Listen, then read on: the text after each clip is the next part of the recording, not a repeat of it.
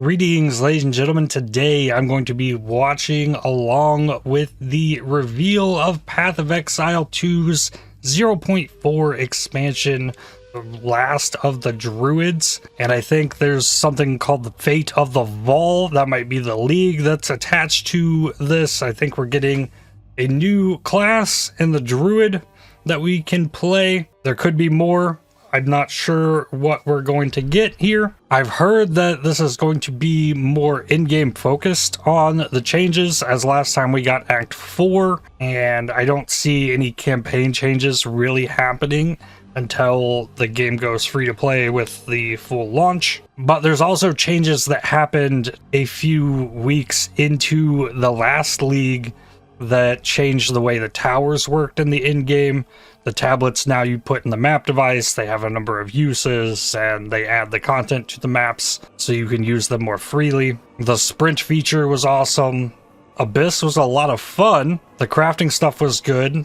Adding the greater and perfect currency was really nice. They made it easier to get the perfect jeweler's orbs, to get the 6 sockets, so things felt a lot better, but the in-game still felt pretty aimless, as you're just kind of wandering around in an endless wasteland. I really hope we get a change to the in-game progression and just like what the content loop is changes a bit, because right now the only big thing to really chase for is to go for Arbiter and go hunting around for the citadels. And there was also the hunt for the lineage support gems, which were cool, but still kind of limited. It was fun that they were like on specific things. But let's see what we got going on here. Hi, I'm Jonathan Rogers, Game Director on Path of Exile 2, and welcome to GGG Live.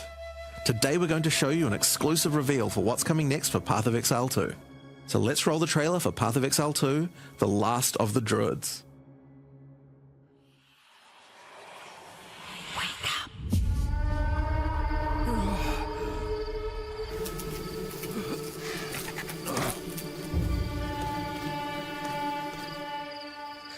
Well, what have we got here then? You lost, fella? Hey, we're talking to you. I asked you a question. I have a whole cinematic for this.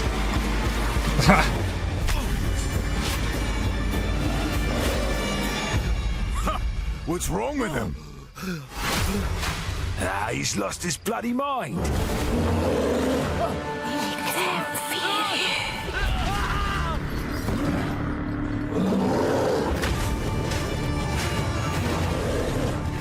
Awesome. Is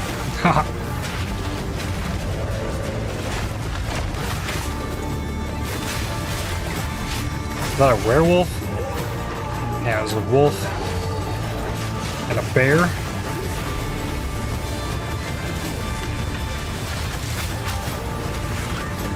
Ooh, flame totems. But what is that?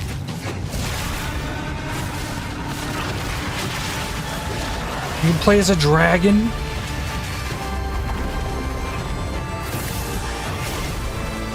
Oh boy, that looks fun.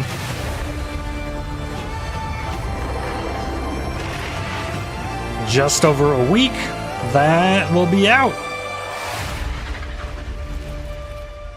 I will find you, Eve. December 12th. Now, as you can see, the Druid is a shape-shifting elemental spellcaster. After his fellow Druids were destroyed by the King in the Mists, the Druid lost his humanity in the forests of Ogham, where he wandered for years as a beast. Now, finally reawakened, he's determined to find his lost wife and regain his humanity. The Druid has been one of the hardest classes for us to design. As well as having human spells, he has 3 animal forms, and we wanted to make sure that there were interesting combos between all of them. The Druid is our first hybrid strength and intelligence class. That means he needs to have the ability to use spells and attacks. As a human, the Druid typically uses magical staves to harness the powers of the earth and the natural world. One of the first skills you will learn is the ability to create small volcanoes from the earth. This skill spits out balls of magma at your enemies, and will continue to do so for some time. While the volcano is active, turn into an animal and wade into melee range. Many of the skills you use as a human last for a significant period of time, giving you a good chance to turn into an animal and rage out. Oof. But how do you turn into an animal, you may ask? Big boom. Well, the answer is a new weapon type that druids use, animal talismans. When you equip an animal talisman, you can choose which animal form you would like the talisman to represent. Depending on what you choose, you'll be given that animal's basic attack as a new skill to equip. Oh. For a bear, that's Maul. To turn into a bear, simply use the skill. Your character will instantly transform into a bear and attack. If you want to change back to a human, just cast a spell. You will instantly swap back and cast it. We wanted to make sure that swapping between forms was seamless and immediate. Changing forms should be something that you do without even thinking about it all the time in battle. In order to allow for hybrid melee and caster gameplay, most of the skills you use in your human form last for some time and aid your animal skills in some way. I think that big slam The causes volcano we more used earlier will eruptions. emit more molten balls whenever you hit it with a slam, Yeah. making it perfect for use with your bear form's furious slam. While in bear form, many of your abilities use rage. There are a lot of ways to generate rage, but the easiest one is simply smash your enemies with Maul. Once you see the runes on your back glowing, it means you have enough rage to do a much more devastating version of your furious slam. Your bear form can also go on a rampage, stomping the ground as you demolish your foes. The more rage you have, the longer the rampage lasts. Okay, And so doing it over there's a volcano makes rage it even meter better. down here above the skill bar. As you consume rage, your bear form will generate endurance charges, and these can be used with skills like Ferocious Roar. Ferocious Roar is a war cry that empowers your subsequent attacks to break your opponent's armor. The more endurance charges you have when you use it, the more empowered attacks you will gain. But Ferocious Roar has another special feature too.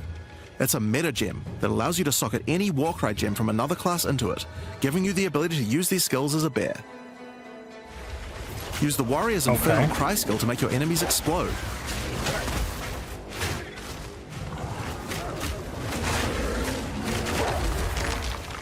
Cool. Or use Seismic Cry to stun your enemies and double up the number of slams you do. Oh, the aftershocks?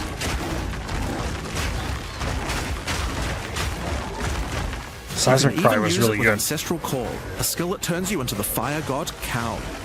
Ever wondered what the Karui god of war would Whoa. look like if he was a bear? Well, wait no longer. Okay. Finally, build up enough rage and you can use one of the bear's ultimate abilities, Walking Calamity. This skill summons a storm of fire around you for some time, while generating even more rage to power your other abilities. A true bear-pocalypse. Now the bear is Okay. known for being a slower and more lumbering animal, with slower attacks and heavy slams. But what if you want to turn into something a little more nimble? Well, let's check out the second animal form for the druid, wolf form. For the wolf form, we wanted to go fast and furious. Even just the wolf's basic attack will leap forward and rake his foes.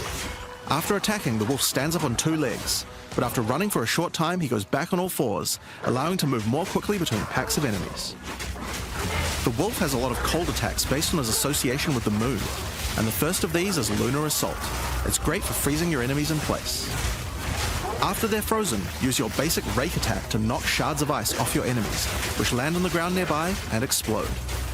If you want to get into battle quickly, you can use your pounce attack. This skill leaps at a target and applies a mark to them. Killing the marked enemy will summon a wolf minion to your side, allowing them to fight with you. So you can make a wolf Mark pack. and kill as many enemies as you can to build up a sizable pack. I While like an enemy the is marked, your freezing wolves crystal will prioritize that thing. target and do more damage the more wolves you have. So make sure you keep your pack strong. Now, one problem you might run into is your wolf pack dying in boss fights. You often don't have any enemies that you can mark and kill in order to regenerate your pack. To deal with this problem, you can use Cross Slash. Cross Slash jumps backwards and does a vicious double slash. Any marks on your target explode and triggers their abilities. This allows you to pounce to Okay. mark an enemy and then summon a wolf even without killing it. Cross Slash also has another feature though. I don't think I've ever Remember seen those this ice boss fragments take from so before? long to kill. Well, Cross Slash will propel any ice shards on the ground towards a central target. First, freeze your enemies with Lunar Assault. Then rake them to create as many ice fragments as you can.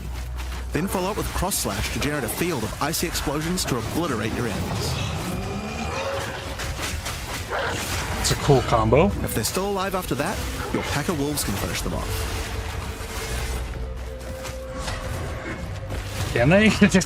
Just like with the bear's raw skill earlier that allows you to use skills from other classes, Pounce is also a meta gem that you can socket mark skills from other classes into. So for example, you might want to try adding Freezing Mark from the Monk to Pounce. After pouncing at an enemy, Cross Slash to explode the mark and gain extra cold damage for a time.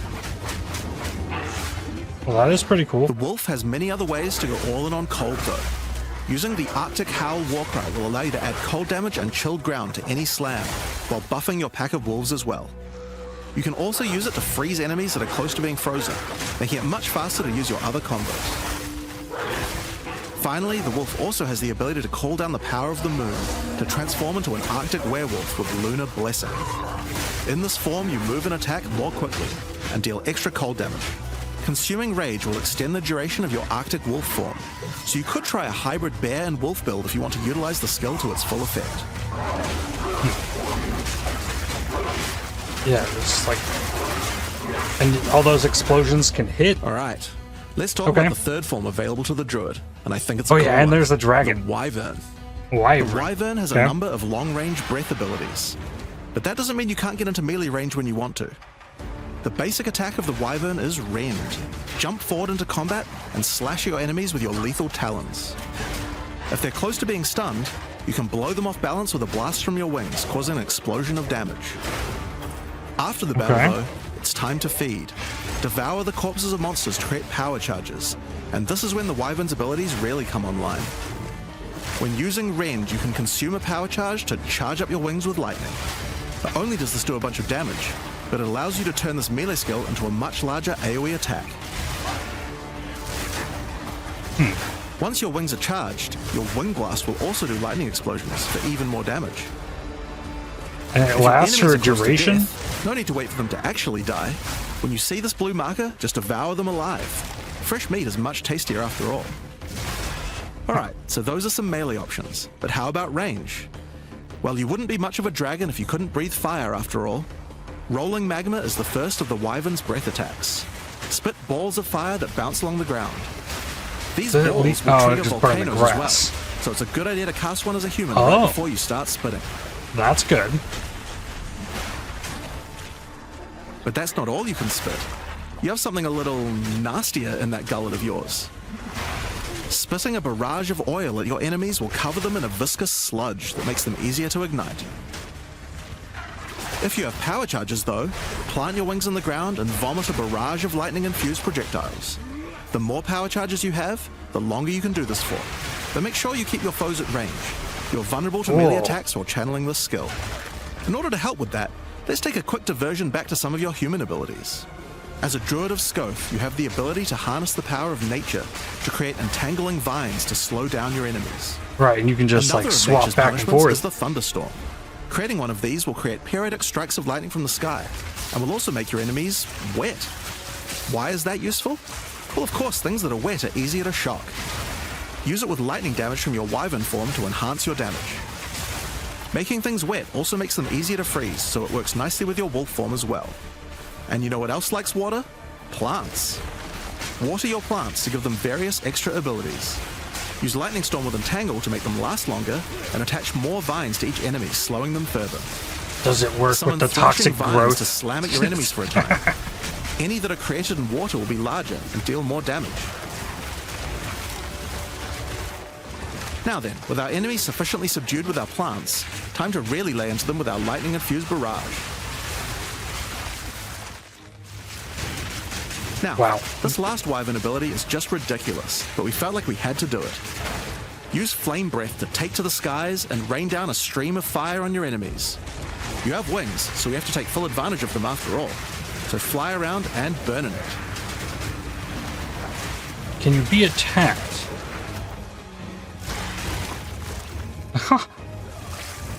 Now there are a few other skills we didn't cover, but there's one in particular that I think will open up a lot of builds. Spell Totems.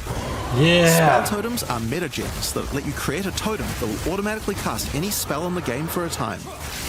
In order to create one, you will need to spend 3 endurance or 3 power charges. You could use them to throw fireballs, summon comets, or shower the area in lightning. Really, the options are kind of endless. Your bear form can easily generate endurance charges by consuming rage, and your wyvern form can easily create power Where's the charges flame by wall? eating corpses. So it's pretty easy for the druid to get the charges needed, but they're also available from quite a few other places as well. I'm sure we'll be seeing a lot of different spellcaster classes thinking about how best to take advantage of these. Now, of course, along with a new class comes a bunch of new support gems. We've added over 30 new supports throughout the game, but I'll show you a few of the cooler ones here. Fan the Flames can be added to any wind skill to spread fire from one ignited enemy to the other enemies behind them. It's great for the Wyvern's Wing Blast. But you can also use it on many other classes with wind skills, like the Twisters on the Huntress, or the Monk's Staggering Palm Projectiles. Accelerated Growth causes extra explosive plants to erupt from the ground whenever you grow plants with rain. And Advancing Storm changes storm skills like your Thunderstorm or Tornado to move across the battlefield. It's great for watering plants en masse, or to turn tornadoes into a real disaster by sucking up multiple ground effects as they travel along. Oh. And the Sorceress might like to use it with Firestorm as well. The tornado's different. Echoing Cry causes your Warcry skills to echo. They will repeat a couple more times with a delay after you use them, giving you more empowered attacks. Use it for the Druid's animal form Warcries, or on the Warrior for a nice power boost. Okay. Grounding Shocks causes monsters you shock to turn into living Tesla coils, arcing lightning to nearby enemies. You could use it with your empowered wings for an extra damage boost, but it's also great with any other shocking skill. Try it out with Lightning Spear. It obviously needed more AoE clear. That's a There's skill whole I've not pile more, used. but we'll leave those for you to discover. Now with a new class comes new ascendancy classes. The Druid will have 2 options for now, with a third being released later. The first class is the Shaman. The Shaman channels nature's elemental fury and can harness rage as a spellcaster, unifying his animalistic and magical tendencies. By allocating Druidic Champion, you gain spell damage the angrier you are, and with Furious Wellspring, you generate rage continuously and can spend it to empower your spells. With the knowledge of the Asmerian no inherent Magi, loss of rage. the Shaman can harness untapped power from runes and idols. After allocating Wisdom of the Magi, you will notice that all runes and idols have extra mods only available to the Shaman. These new mods unlock countless new possibilities for enhancing your build. You can also allocate Bringer of the Apocalypse, only for the one ascendancy? natural disaster. After dealing enough elemental damage, storms of all elements rain around you, destroying all who would face nature's fury. There are other abilities for the Shaman, but I'll just show a few from each class for now. Okay. The other Druid ascendancy is the Oracle. The Oracle perfected the power of foresight and utilizes this in combat to gain massive advantage. When taking Fateful Vision, you will see visions of your future self using specific skills. If you decide to follow this path by using the skill yourself, it will do significantly more damage. Huh?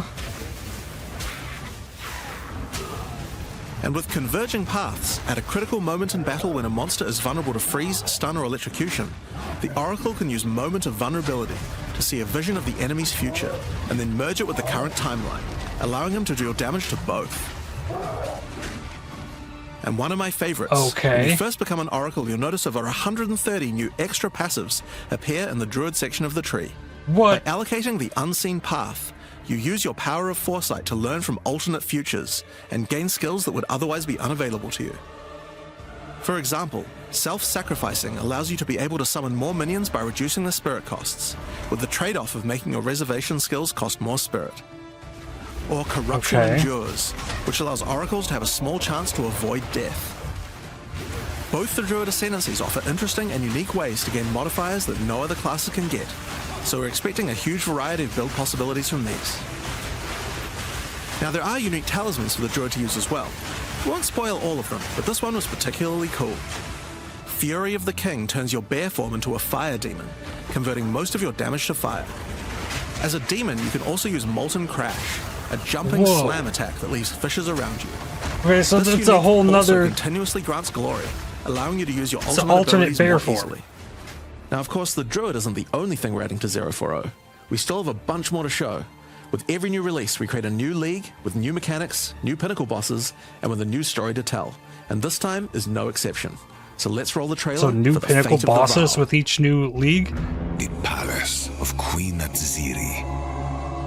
It is a ruin, but in the dark, machines still churn.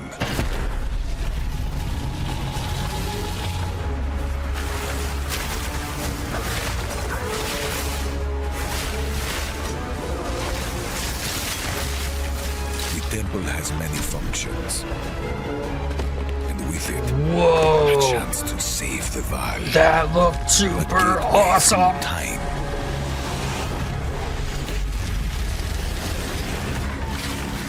Oh, this looks so cool. Again and again.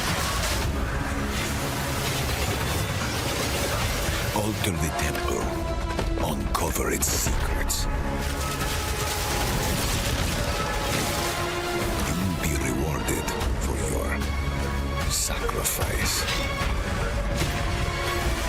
And somewhere in the deepest chamber, my queen awaits. At Ziri? I Oh, beg of you, hear me. The beast cannot give you what you desire. You may have studied it, Doriani, but you do not know it like I do. It adores me. Come now, give unto me your desire. At last, fulfill my soul. okay.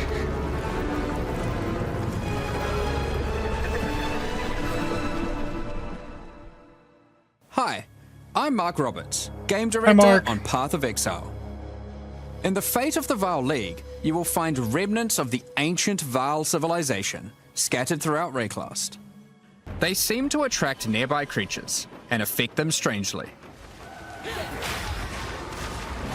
After killing them, the remnant appears to gain some amount of power, but not enough to fully activate it. It seems you will need to find 5 more of these arcane devices, and sacrifice the monsters you find there to fully activate one. But things don't always go to plan. These devices are old, and sometimes infected by corruption. Twisted versions of ancient Vaal may emerge, and sometimes even stronger foes. On fully activating one of the devices, you finally discover its true purpose.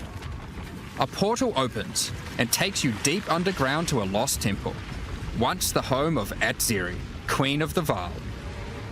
What treasures could still be inside? I think you're gonna want to find out.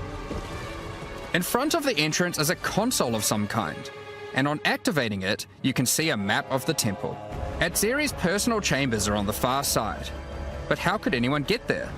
There are disconnected rooms, and the layout doesn't seem to make sense. And that's when you realize the purpose of the ancient devices scattered through Rayclast. The temple is powered by sacrifice, and this energy can be used to modify the very structure of the temple itself. Each time you run the temple, you will be given 6 rooms that you can place, allowing you to craft your own dungeon to explore. Place paths to link up the dungeon, and place rooms beside them full of precious loot. After you are happy with your choices, open the temple and discover the results of your efforts. Each room contains different challenges along with its rewards.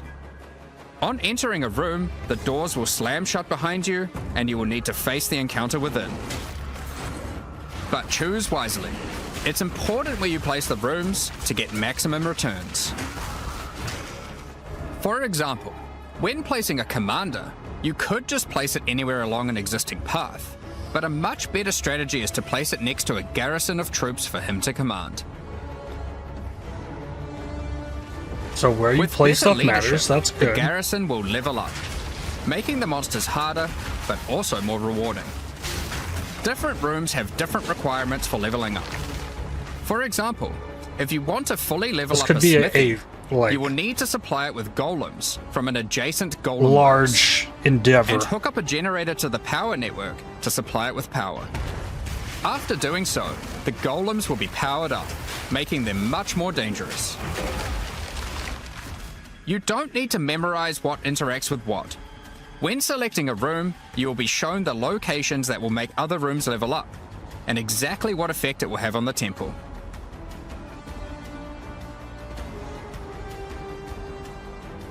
After running the temple, a few of the rooms will destabilize and be removed. It will be up to you to rebuild the temple, adding 6 more rooms each time you come back, making the temple larger and larger and larger. So, that's the basic functionality of the temple, but there is a lot more. Once Doriani finds out about your travels to Vaal, he will attempt to persuade you to take on a new mission. The temple entrance contains a prototype of the time portal device. It will be able to take you back in time, but only to one specific point, right before Itzeri triggered the cataclysm that destroyed the Vaal. He requests that you go back and attempt to stop Itzeri to prevent the Vaal from ever being destroyed.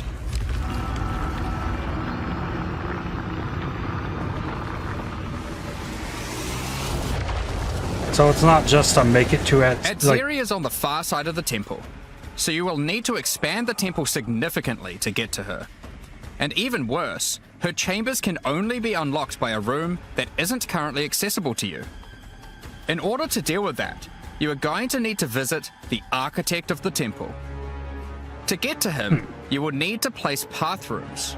But while doing so, you will probably want to exploit some of the Vaal technology only available in the past. Once you can travel into the past, a whole new set of rooms are available to you, and they have some pretty insane rewards.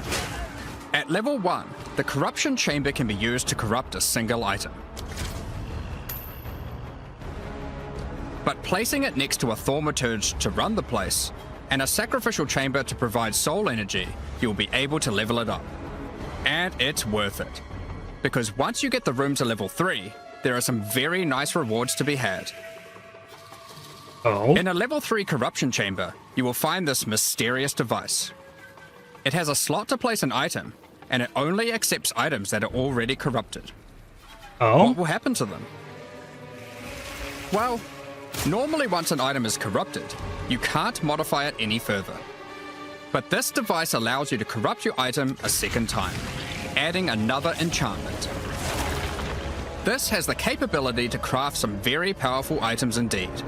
But be twice warned, corrupted. the Vaal are all about taking risks in the pursuit of power. There is a 50% chance that the item will be destroyed. 50% chance?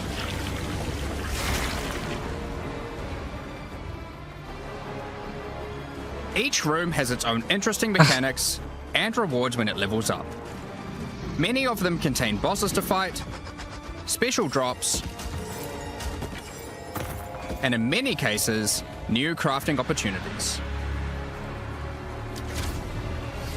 For example, a level 3 alchemy lab has a nasty Vaal construct to fight, but if you can defeat it, you can find new corrupted soul cores. Oh, Like new soul Glotalixi's cores. That's good. Thesis, which on boots allows you to sacrifice your life to run faster. Oh? Or Sita Qualotl's Thesis, which on gloves will revive one of your minions whenever an offering expires. Get a sacrificial chamber to level 3, and you will need to face a highborn priest of sacrifice. Defeat him to be able to further corrupt a Vaal unique, modifying it in unpredictable ways. A Vaal One of the unique. mods of this unique will be removed and replaced with another random mod. Okay. For example, this Soul Mantle. It gives you an additional totem, but lowers your totem's life and curses you when they die. By using the machine, this could result in a terrible item if you remove the good mod, but also some amazing items if you replace the downside. That's awesome. Now, one extra thing to mention about these Vaal crafting machines. You don't have to take the items you want to craft into the temple. If you don't have the item you want to craft with you at the time, then clicking this button will allow you to create a currency item instead, allowing you to do the craft later or trade it if you want. That's now, cool. there are all sorts of interesting rooms you can find in the temple. But the last one I want to show you today is the Flesh Surgeon. A Vaal Flesh Surgeon can be leveled up by placing him next to a high-level synth flesh lab.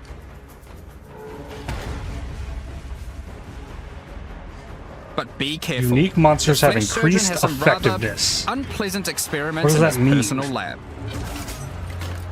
Afterwards, you might notice the surgery table just sitting there. The Vaal are great at crafting items. Why not do some crafting on yourself? After laying down, you'll be asked which limb you'd like to replace. Left arm, perhaps your right leg. Each limb can get a different set of random bonuses, so choose wisely. After getting up from the table, try out your new limb. It seems to work fine, and even perform better than your normal one. Now, there is just one thing with replacing body parts. If you die and are resurrected, your body will return to its natural state. You might need to return to the Vaal Surgeons if you want another robot arm, and maybe get a better one next time. Some rooms, like the Interesting. Commander, can give you a new type of reward. Medallions that can be used to manipulate the temple in other ways. Get buffs till you die. That's Using a fun. Quiberlatal's medallion will allow you to artificially boost a room, even if it doesn't meet the normal requirements to level up. And a Huatalotli's medallion will stop rooms from destabilizing when you complete a temple, allowing you to guarantee getting a reward a second time. Great if you want to stock up on double corrupts. Now, I wonder if you can with fill the all that temple. aside, time to face the Architect, and you will be in for a fight. ooh. Once defeated, you will find another console that can be used to modify the temple. But this one is special. It allows you to place new types of rooms with specific rewards. There are rooms Okay. with specific uniques, special runes, and currency. But also a few other, more niche crafting experiments. Like Destroys this one, equipment that can item. extract the socketables back out of an item at the cost Oh. of destroying it. Okay. Now, something really important is every league we release a significant amount of content for the endgame. In order to make sure that the Fate of the Vaal works well for late game players, we've added many mechanics to make sure that you can scale the difficulty and rewards to match. Getting some rooms to level 3 adds extra mods to the entire dungeon. And they Oh yeah, stack okay. with each other. So that's why So if you, in the more Endgame, stuff you get, when you can get some you can really make big crazy temples, you can generate a challenge that can even match the strongest of characters. We also start to introduce ways to store up energy for the temple, allowing you to save up many runs so you can do them later at your leisure and not interrupt your mapping too often. That's now in nice. each league, it's important that we have a new Pinnacle boss to test your character's might. In the Fate of the Vaal, you will get to face Adziri while she was at the peak of her power. One of the rewards you will gain by defeating the Architect is the ability to place the Royal Access Chamber. Once connected to your temple, you can visit it to finally reach the Queen of the Vaal herself. This fight takes place at a critical moment in history, right as Adziri communes with the beast's power and takes her true corrupted form. Now, we are not going to show you the whole fight, but we will tempt you with one of the rewards. This is Adziri's rule. This staff gives additional levels to all of your corrupted gems and lets you trade life for extra damage. But in addition to that, while using the staff, mirrors of refraction will constantly appear on the battlefield. Any projectile you fire at these will split into a nova, and they can chain from one to the other. Okay. So, that's the Fate of the Vaal League. But we are also bringing the previous league, Rise of the Abyssal, into the core game. Yeah, Along see with how a few that's gonna changes. Now, for those of you who haven't seen what happens when a league is over, it's important to understand that you will not be seeing abysses in every area anymore. Rise of the Abyssal is now one of the league mechanics that can show up randomly in endgame. If you want to specialize in running abysses, there is now a tablet that will allow you to add them to any map you run. You can also craft the tablet to add Abyss-specific mods to enhance how they function. Chance for Now that desecrated Abyss currency. is core, it also needs its own Atlas tree. You can gain your first points by completing an Abyss, I want them all on the tree. but there are more available for doing depths and killing certain bosses. And there are a bunch of different options. You might just want more monsters and bosses, but you can also make finishing an Abyss have a chance to overrun a nearby map with the Abyssal, Oh, that's cool. or make your Waystone modifiers also apply to Abyssal depths. You could Interesting. specialize in the interaction with other leagues, That's or 3 passives in. specialize in a specific Abyssal faction. There's 6. One of the important elements that we have heard loud and clear is that needing to do Abyss crafting on Waystones is quite annoying. So, we have removed that. In fact, we have removed instilling from Waystones as well. This mechanic felt mandatory on maps because it boosted the value of all other content, but it was both annoying to do and resulted in a lot of visual clutter. Okay. No more Instead, delirious maps. We are bringing back some of that power on tablets, which you don't need to craft nearly as often, since they last for 10 maps each. Once you defeat the Arbiter of Ash, you will be able to upgrade tablets to a rare with 4 mods using regular currency. Even this isn't enough to fully bring back the power you could have So gotten that's from like instilling. permanently? So we have also buffed the bonuses that tablets give. Going forward, we're not going to be adding any more crafting directly to Waystones outside of the basic currency because it adds too much micromanagement. Okay. But on that note, Fate of the Vaal does bring the ability to corrupt your tablets, hoping to get one of many different random outcomes. Okay. Now, with regard to Delirium Fog, even though you shouldn't have to have it on every map anymore, we still did want to make it less visually annoying. Delirium Fog has been toned down significantly, so you won't feel like you're just playing in a sea of grey. Another big source of problems in the endgame is the feeling of getting overwhelmed with monsters. In 031, we reduced the number of monsters in early endgame in order to help with this, but still scaled up the number of monsters to previous levels by the time you got to tier 15. Well, after letting this simmer for a while, What is that? we are still getting this kind of feedback. So we are no longer going to scale up the number of monsters you go as you get deeper into the endgame. Instead, we are scaling up the difficulty and rewards by the same amount.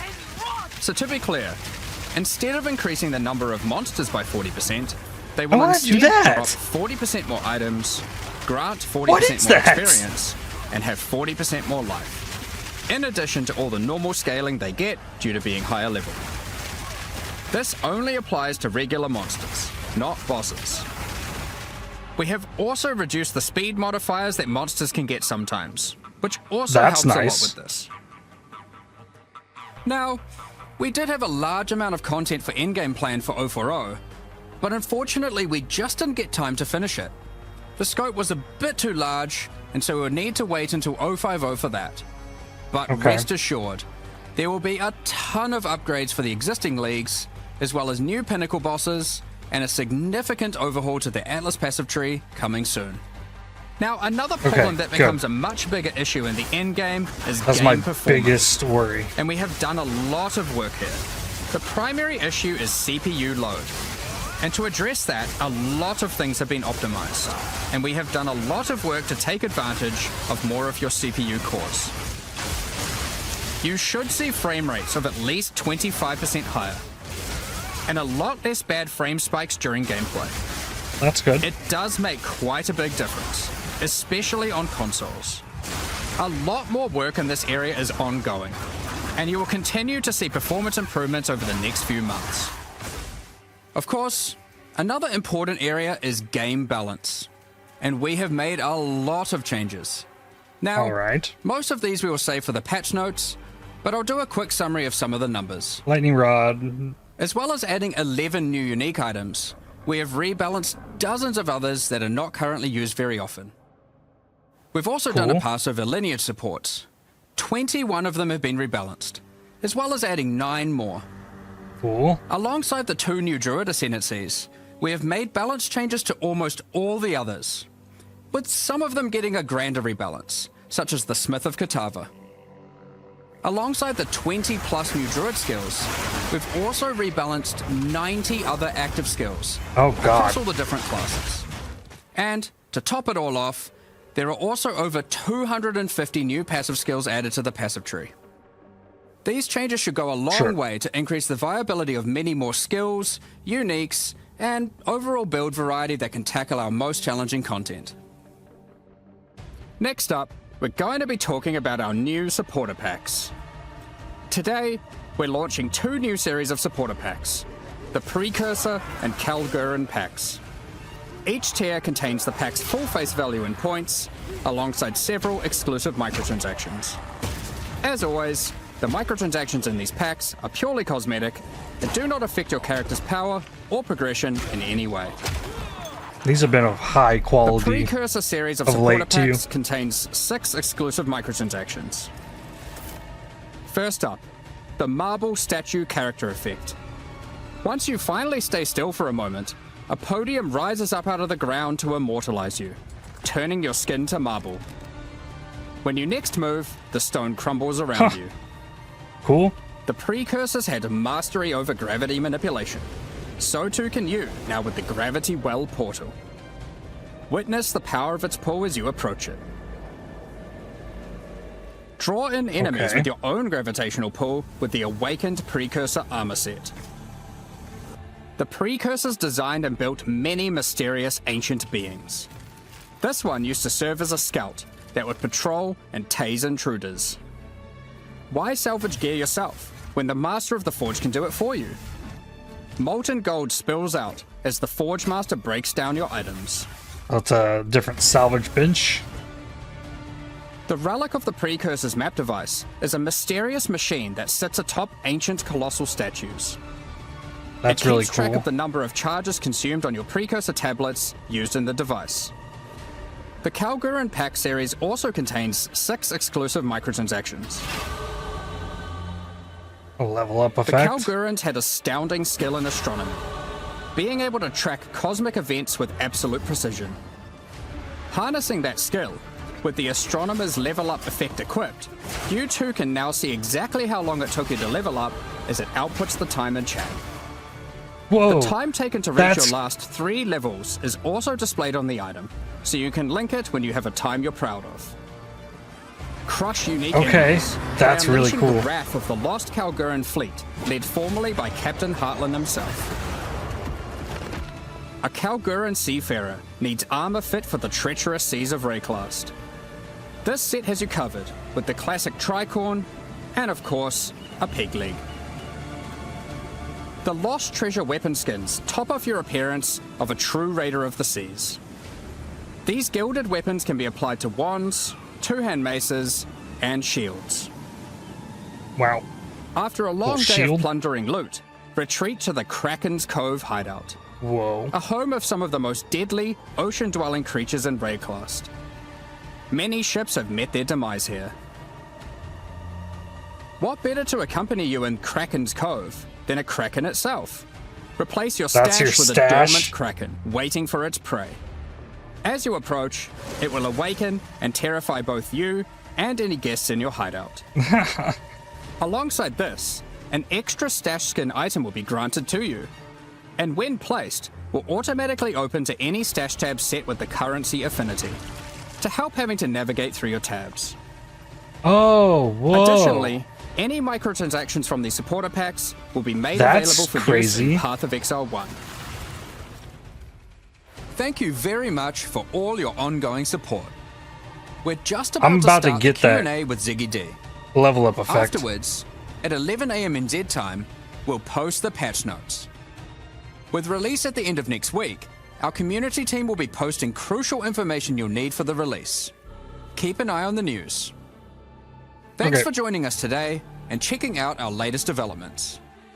We're looking forward to playing alongside our fellow shapeshifting exiles, all while uncovering lost Vaal secrets by doing some dungeon crafting. Well, that looks awesome. I'm excited to get into that. I don't know that I'll make a video going through the patch notes. I'll probably just jump into that when we get there next week. I will be making a GSF for that as well. I should be able to make that next Tuesday at some point in time. As always, that will be in the Discord. Check that out if you are interested in GSF for the last Druid League, Fate of the Vaal. Yeah, I'm excited. It looks fun. The Druid's got so many crazy things. And you can make it actually rain and make things wet. And everything's getting rebalanced. It's every time they release a new league of PoE 2 at the moment, it's just like a whole new game, it feels like. So we'll check that out next week. But that's going to do it for me for this video. I'd like to thank you for watching. If you enjoyed this video, definitely hit the like button as it really helps the channel out a lot. Subscribe to make sure you don't miss more videos from me. If you'd like to help support my channel, please consider using the super thanks, the heart icon just below the video, or by joining to become a member. And I'll see you on the next one. Cheers.